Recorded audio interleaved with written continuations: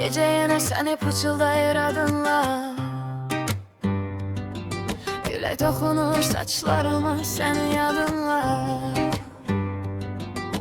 Sensiz küçələr dar gəlir mənə, İşıqlar yanır amma qaranlıq içimdə. Bir vaxt gülüşün günəş idi mənə. İndi bulutlar dolur gözlərimdə. Sen gedenden sonra değişti her şey. Saatler dayanır geçmir gece. Adını yazdım yağışa küleye. Silebilmedim yine de. Bulut kimi geldin, yağış kimi gittin. Kalbimde iz koyup Sessizce bittin. seni aktarırım her yeri gene. Adın dolaşır yüreğimde.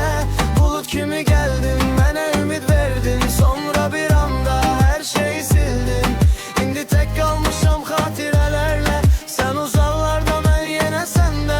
Geceler uzun, düşünceler derin. Sen yoksan yanımda ama içimde sen yine de derin. Yazdım senin için yüzlerle setir. Okumadın hiçbirini, kaldı yarım hikayem bir. Belki de sefiydi, belki de tale. Seni sevmek mənə yazılmış bela kimi hale. İndi yollar ayrı ama hisler eyni. Unutmak çetindi seni, ne kadar desem bitti. Bir şekil kalıp döne günlerden. Bakıram donup kalıp zaman içinde. Seninle geçen o isti aylar indi soyuk küle kimi esir içimde. Bilirdin hiç vaxt getmərəm deyə inanmışdım saf ürəyimlə. Ama hayat başka yazdı bizi, indi yad oldu birbirimize.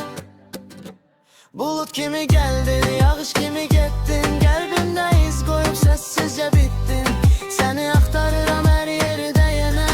Adın dolaşır yüreğimde.